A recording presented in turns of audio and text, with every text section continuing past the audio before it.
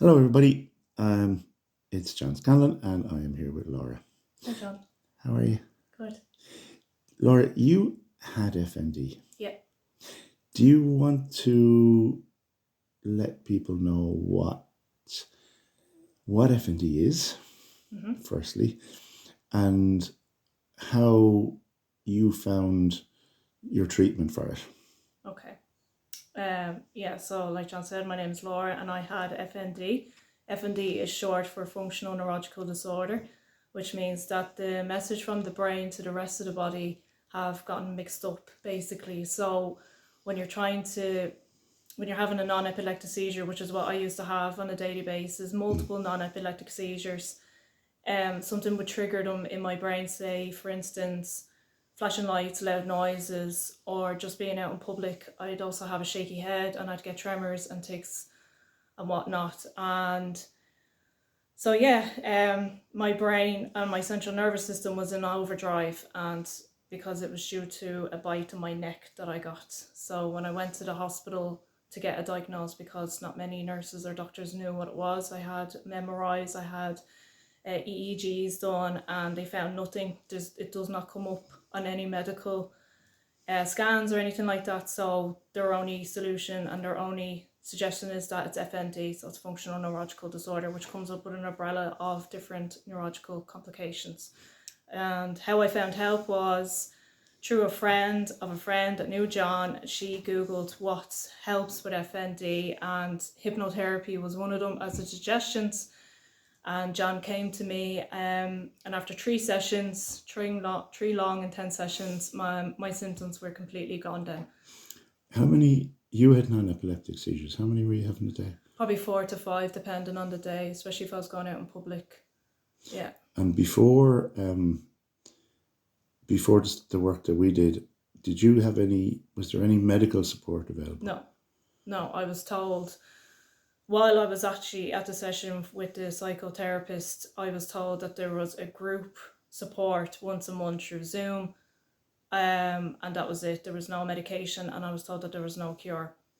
Right, and there is no medication for that. No, There's not no, I was tablet given treatment. nothing. No. Okay. And did the doctors or psychotherapists give you an idea of? I know it was the bite Yeah, that sparked it, yeah. but did they give you an idea of the cause behind it? No, Okay, so no, they didn't really explain it to me. They didn't explain No, anything. no. Okay. I think that might depend on the psychotherapist or doctor in particular, but it's the awareness of it, because people are now beginning to be aware that trauma is a factor. Yeah. They suspect. Yes, that's right. Yeah, yeah. And when we did the work, yeah, what was it that we based? But how do you remember the sessions? Yeah, I just in terms of what we dealt with. Yeah, it was a lot of trauma that we had to go through. Yeah, childhood trauma, stuff from the early years, and speaking to the subconscious mind, whatever that needed to be cleared could be cleared, which took about, was it 1 or 2, 3 sessions? It's about 3 sessions. So it's basically realigning. You were realigning the signals from the brain and rebuilding the brain back up again to function normally again. Yeah, just clearing your nervous system of all that stored trauma in your body, just rest. Yeah. And we did do quantum healing as one work.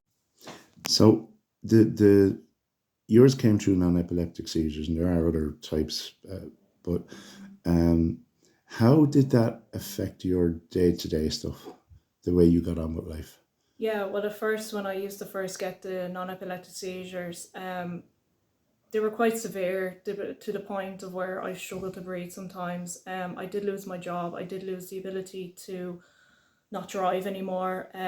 So I couldn't work, I couldn't drive. I couldn't really go anywhere. I couldn't socialise anymore.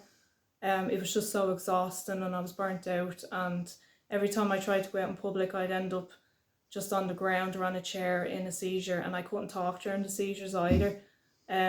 So I used to have a lanyard around me to try and show people, because strangers on the street were about to ring ambulances for me, but that's the worst thing to do, was to put me in hospital, because it would make it worse again.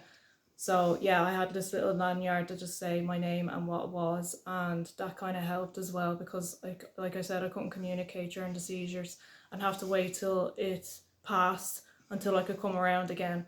So yeah, I had no life as I described it to many people, it was a living hell because I And couldn't do anything anymore. You also had social anxiety at the time, and that would have made it an awful lot worse. Yeah, I dreaded going out anywhere, so I would stay at home all the time and not want to go anywhere. And I had 2 kids to raise as well, like, and I had very little support at home as well. So yeah, it was hard. So stress was a huge part of your life. Yeah. Which would have, of course, compounded trauma. Yeah. And for anyone who's listening, they're more than aware. Stress is a big part of what we deal with. So when we take away the stress, it just allows for healing to begin and the work to take place. Yeah. Laura, thank you. Okay.